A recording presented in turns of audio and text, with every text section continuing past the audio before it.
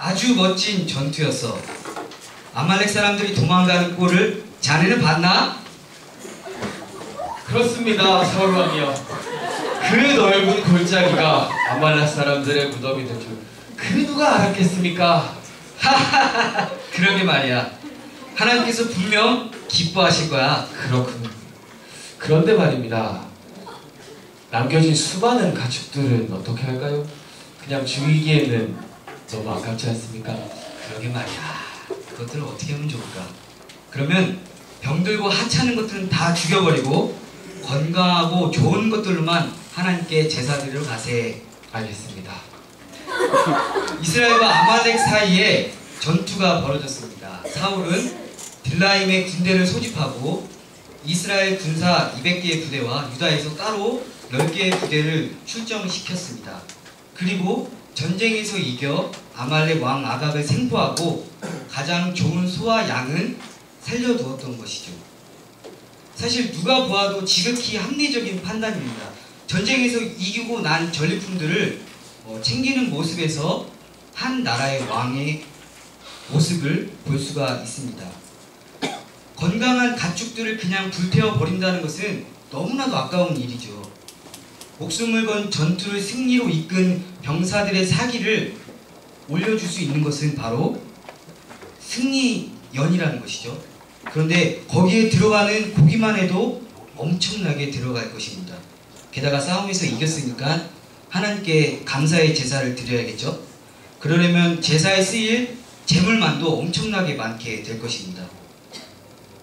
튼실한 가축들을 남겨놓으라는 사울의 그 명령은요, 고심한 끝에 내려진 결정이므로 절대로 지도자다운 결정이라고 할 수가 있습니다.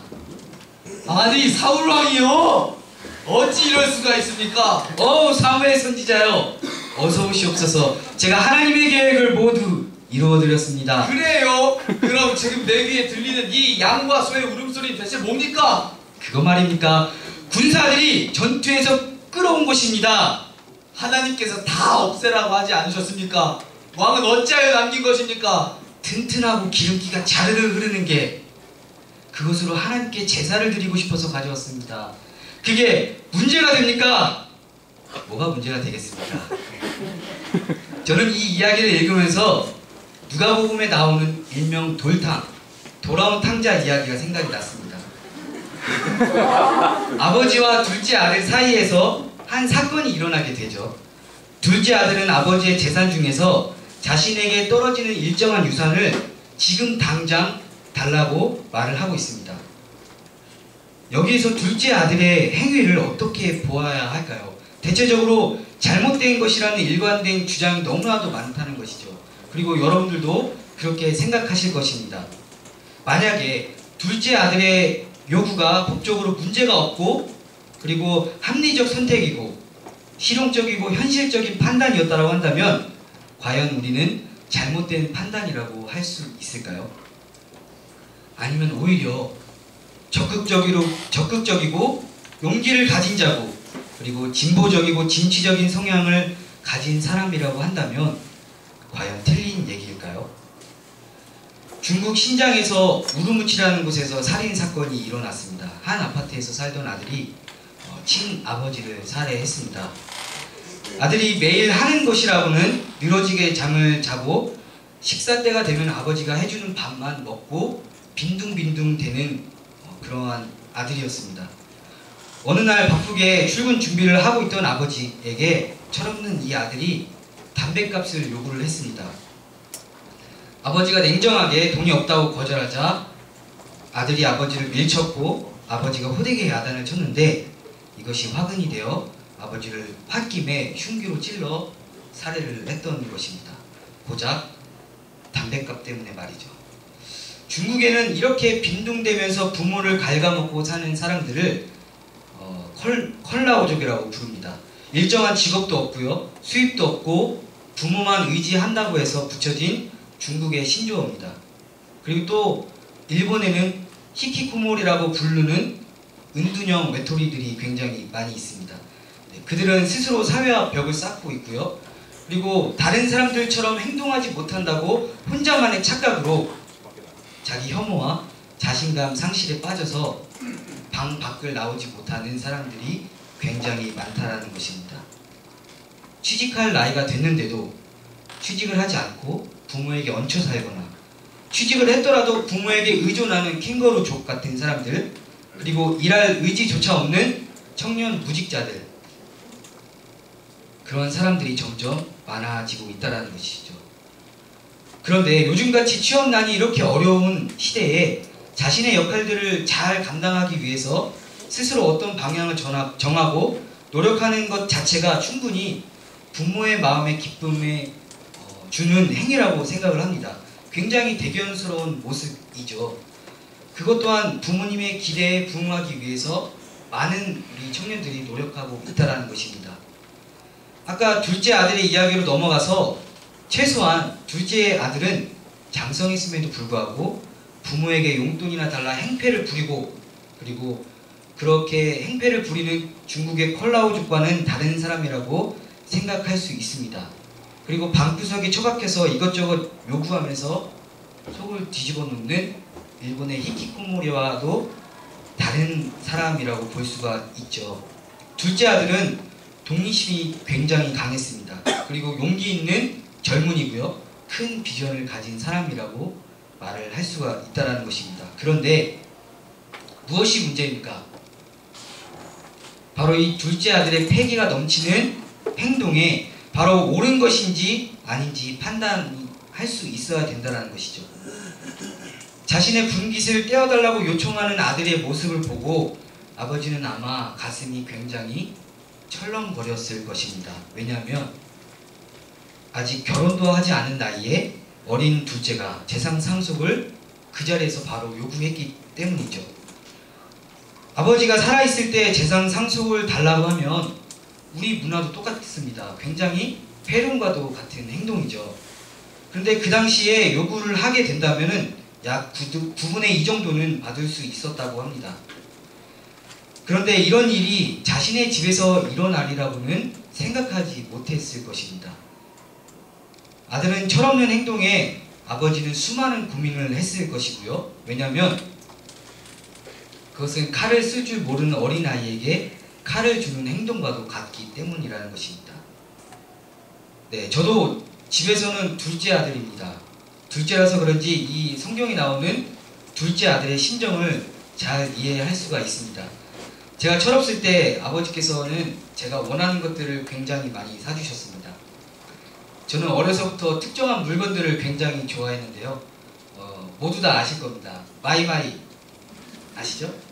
그리고 MP3, 그리고 MD, PMP 등 전자사전 등 이러한 기계류를 매우 많이 사주셨습니다. 지금 생각하면 부모님은 얼마나 힘드셨을까요? 그런 것들을 사주기 위해서. 철없는 제가 부모님의 사정과 입장을 이해하지 못하고 제가 갖고 싶은 것만 부모님께 말씀을 드렸다는 거죠. 얼마나 철이 없었을까요? 이처럼 둘째 아들은 이기적인 자신의 목적과 유익만을 위해서 아버지의 입장을 생각하지 않고 자신이 원하는 것만 당장 요구했다라는 것입니다. 그리고 제일 중요한 것, 자신의 행동이 문제였다라는 것을 문제로 인식하지 않고 아버지의 마음을 모르는 것으로 이어졌고 아버지의 마음을 몰라주는 불효로 이어졌다라는 것입니다. 오늘 본문은요, 바로 하나님의 마음을 몰라주는 사울 왕의 모습이 드러나게 됩니다. 사실 사울 왕이 이것저것 생각하고 내린 결정이 우리가 생각하기에는 너무나도 당연하고 보편적인 생각입니다. 그리고 비상식적인 행동은 아니었다라는 것이죠. 그런데 도무지 제사장 사무엘의 인상이 펴지지가 않는다라는 것이죠. 우리 사무엘상 15장 19절 말씀을 함께 같이 읽겠습니다. 시작.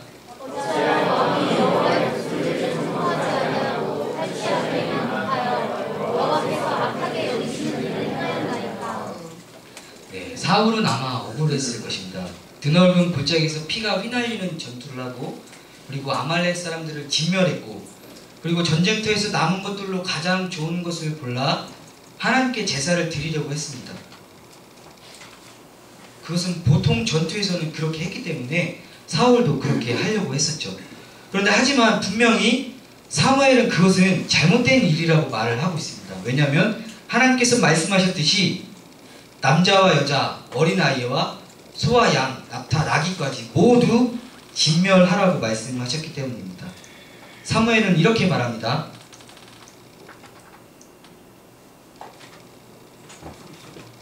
밤에 하나님이 내게 뭐라고 말씀하셨는지 아시오? 왕이 스스로를 작게 여길 때 하나님께서 당신을 높여주신 것을 벌써 잊으신 것이오. 하나님께서 아말렉을 치되 그들의 모든 소유를 남기지 말고 진멸하라고 하셨소. 하나님께서는 제사 지내는 것과 하나님의 말씀에 순종하는 것 어느 것을 좋아하신다고 생각하시오? 순종이 제사보다 낫고 듣는 것이 수양의 기름보다 나은 법이오. 사울은 순간 정신이 번쩍 들었을 것입니다. 그간 자신이 한 행동들이 파노라마처럼 아마 지나갔을 것이에요. 아말렉 왕 아각을 생포했고 말씀하신 남녀노소를 모두 죽였습니다. 그런데 기름이 흐르고 아주 좋은 것들을 어떻게 할지 모르는, 그리고 그것들을 어떻게 할지 생각하고 있는 자신의 모습이 떠올랐을 것입니다. 그리고 하나님의 명령을 어긴 것이 생각이 났을 것입니다. 그런데 그것은요, 철없는 사울의 상황입니다. 사울은 아마 왕이 되고 나서 난 후에 자신의 신분을 잊어버렸는지도 모르겠습니다. 말씀해 보니까는 사울이 스스로를 작게 여길 때가 있었다고 합니다. 겸손했다라는 것이죠. 그런데 사울은 하나님 말씀에 순종하지 않고 자신이 주인이 되어서 자기를 위하여 기념비까지 세웠다는 것이죠. 하나님은 그런 사울을 보시면서 얼마나 원통하셨을까요? 여러분은 오늘 본문에 나오는 사울의 상황만이 아니라 하나님의 상황을 알고 계십니까? 하나님께서 왜 사울을 왕으로 세운 것을 후회하셨는지 그것을 바로 아셔야 됩니다. 하나님의 입장에서 보면은 아말렉 때문입니다. 오늘 말씀에 나오는 그 아말렉은 바로 에서의 후손들입니다. 상황은 이렇습니다. 야곱의 후손들인 이스라엘 백성들이 출애굽해서 광야로 이제 나오게 됩니다. 그런데 광야에서 나오자마자 한 것이 바로 르비딤에서 전투를 하게 됩니다. 그런데 아말렉들이 굉장히 치사하고 더러운 방법을 쓰는데요. 이스라엘 백성들이 광야 가운데서 이렇게 행진하는 가운데 맨 뒤에 있는 어린 여자들과 그리고 늙은 사람들을 공격하게 됩니다. 400년간 종살이했던 이스라엘 백성들은 사실 전쟁도 할 줄 몰랐고요. 그리고 그들에게 무기조차도 없었습니다. 그런 하나님께서 아말렉에 대해서 맹세하기를 이렇게 말씀하셨습니다. 여호와가 아말렉과 더불어 대대로 싸울 것이라고 말씀했습니다. 그 후에 신명기 25장 17절에서 19절은 이렇게 말씀하고 있습니다. 그들이 하나님을 두려워하지 않았기 때문에 아말렉에 대한 기억을 지워버리라고 말씀하고 있습니다. 이 말씀처럼 아말렉에 대한 기억을 지워버리고 아말렉을 끝을 낼 시간이 바로 오늘 본문에 나타난 시간이라는 것입니다. 하나님께서는 사울이 왕이 되고 첫 임무를 주셨는데 그 임무가 바로 너는 가서 아말렉을 진멸하라, 그 임무입니다. 그런데 사울이 어떻게 합니까? 우리 한번 사무엘상 15장 1절에서 3절 말씀을 같이 한번 읽도록 하겠습니다. 시작. 선지자들이 사울에게 이르되 여호와께서 나를 보내어 왕이 되기 이르고 그의 백성 이스라엘 위에 왕으로 삼으셨은즉 이제 왕은 여호와의 말씀을 들으소서. 만군의 여호와께서 이같이 말씀하시기를 아말렉이 이스라엘에게 행한 일 곧 애굽에서 나올 때에 그에서 대적하는 중 내가 그를 벌하노니 지금 가서 아말렉을 쳐서 그들의 모든 소유를 남기지 말고 진멸하되 남녀와 소아와 젖 먹는 아이와 요양과 낙타와 나귀를 죽이라 하셨나이다 하니. 아말렉을 기억에서 지워주겠다고 하는 하나님의 약속을 저버렸다는 것이죠. 하나님을 기만했던 그 얄미운 아말렉 백성들을 진멸하고 심판하는 날이 바로 오늘 본문에 나오는 그날이었다는 것입니다. 사울은 하나님의 마음을 시원하게 해드릴 수 있는 절호의 기회였음에도 불구하고 사울은 철없는 행동을 했다는 것이죠. 결국 백성들이 두려워서 하나님의 말씀을 저버리고 또 자신을 위해 기념비를 세우고 자신의 생각대로 판단했다라는 것이죠. 결국 이런 행동 때문에 하나님께서 후회하셨습니다. 여러분 성경에서 하나님께서 후회하셨다라는 표현을 들어보신 적이 있으십니까? 하나님께서 감정을 드러내는 구절이 바로 이 구절입니다. 창세기 6장에 보면요, 노아의 방주를 짓기 전에 하나님께서 사람들의 죄악을 보시고 이렇게 말씀하셨습니다. 땅 위에 사람들을 보시고 땅 위에 사람 지으셨음을 한탄하사 마음에 근심하시고, 하나님께서 만물을 지으시고 보기 좋았더라고 말씀을 하셨습니다. 그리고 사람을 지으시고는 보기에 심히 좋았더라고 말씀하셨죠. 그런데 사람의 죄악됨을 보시고 한탄하셨다라는 것입니다. 오늘 사울에게 말씀하신 이 후회가 바로 창세기 6장에 나오는 후회, 한탄, 이게 같은 단어라는 것입니다. 하나님께서 얼마나 후회하셨길래 창세기에 나오는 그만큼의 후회를 하셨던 것일까요? 사람을 쓸어버리자, 사람으로부터 가축과 기는 모든 것과 공중에 나는 새까지도 모두 쓸어버리자, 그렇게 말씀하신 하나님께서 오늘 동일하게 사울에게도 그 마음을 나타내셨다는 것입니다. 얼마나 마음이 아프셨을까요? 제가 말씀을 드리는 내내 무엇이 문제였습니까? 바로 마음을 몰라주었다는 것이요. 누구의 마음입니까? 바로 아버지의 마음을 몰라주었다는 것이죠. 사울도 하나님의 마음을 몰라주었고 이 둘째 아들도 아버지의 마음을 몰라주었다는 것입니다. 그런데 이게 왜 문제가 되냐고요? 진정한 효는 아버지의 마음 그리고 부모님의 마음을 아는 데서부터 시작되기 때문입니다. 철이 든다는 것은 어쩌면 부모님을 헤아리는 것일지도 모르겠습니다. 그리고 철이 든다라고 하는 것은 부모님의 마음을 알아서 철 있게 행동하는 것인지도 모르겠습니다. 우리가 잘 아는 말인 있을 때 잘해라는 말은요, 이미 내가 나이를 먹고 난 후에 부모님의 마음을 알았는데 이미 그때는 부모님이 계시지 않는다라는 것이죠. 그래서 있을 때 잘해, 그 다음 뭐죠? 후회하지 말고. 그것이 바로 부모님에 대한 마음을 헤아림에서부터 시작된다는 것이죠. 네, 저는 2011년에 워킹 홀리데이를 통해서 일본 단기 선교를 다녀온 적이 있습니다. 네, 9일 만에 돌아왔습니다. 왜냐면요, 제 나이 그때 23살이었고요. 지금도 어리지만 그때 당시는 굉장히 더 어렸습니다. 제 고향 부천 밖을 떠나본 적도 없는 제가 타지인 일본에 가서 어떻게 2년 동안 살 수 있겠습니까? 일본에 계시는 목사님을 만났습니다. 만나자마자 함께 동역하는 일꾼을 만나셔서 기뻐서 그런지 저에게 대뜸 내일부터 새벽기도 합시다, 이렇게 말씀하셨습니다. 네, 그때 당시에는 사역해본 적도 없었고 신학생인 제가 무언가 선교사님을 도울 수 있었으면 좋겠다라는 소박한 마음을 가지고 일본에 갔는데 대뜸 새벽기도와 그리고 어떤 사역을 할지 목사님께서 구체적으로 말씀을 해주셨습니다. 마음에 어려움이 찾아왔습니다. 새벽마다 울기 시작했습니다. 준비가 제대로 되지 않았고요. 언어 충격도 왔고 그리고 일본의 생활 환경도 너무나도 달랐습니다. 일본에 다녀오신 분은 아시겠지만은 건물이 좁고 높습니다. 하필 교회가 길가 옆에 있어가지고 차가 지나다니면은 교회가 흔들흔들 거렸습니다. 자려고 누우면은 차가 지나갈 때 베개가 흔들거렸습니다. 저는 좀 예민한 편인데 잠을 잘 잘 수가 없었습니다.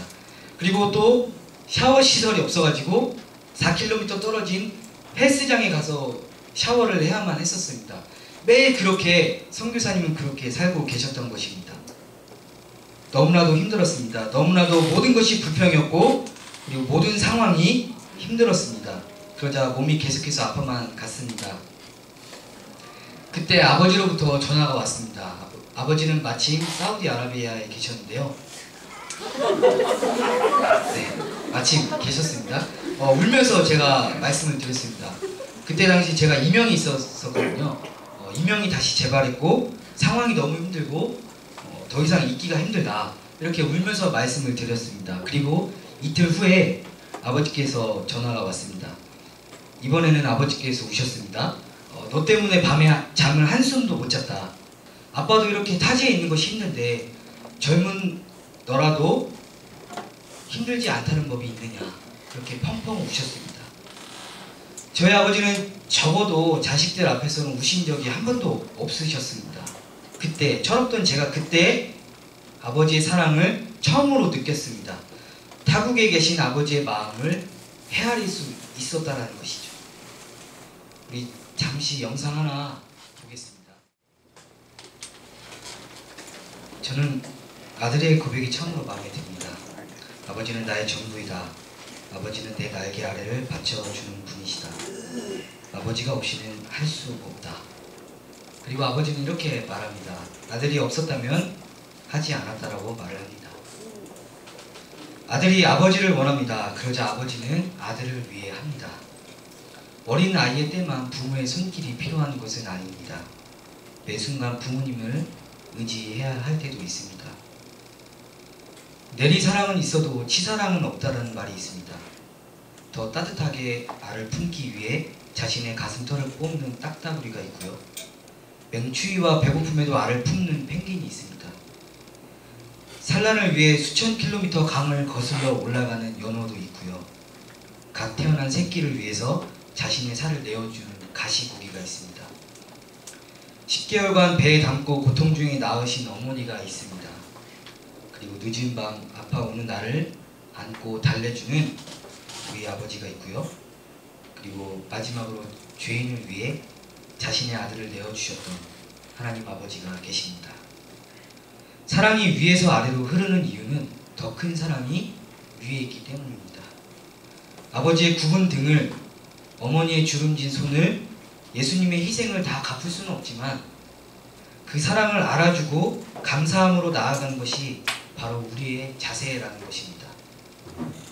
우리 사랑하는 예수나무 청년 형제 자매님들, 우리가 살면서 최고의 소망이 있다라고 한다면 바로 하나님께 기쁨이 되는 것입니다.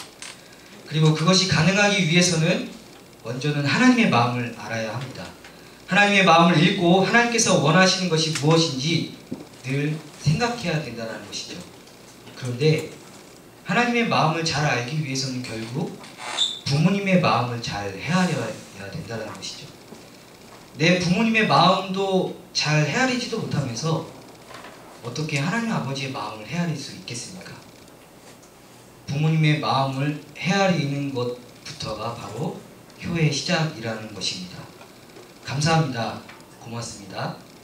당신의 희생 잊지 않겠습니다. 사랑합니다. 나도 그렇게 살겠습니다. 부모님께서 주신 그 사랑을 가지고 하나님의 손길을 느끼는 오늘 귀한 하루가 되었으면 좋겠습니다. 부모님의 마음을 아는 것이 바로 효의 시작이라는 것을 잊지 마시고요. 오늘 예배가 일찍 끝납니다.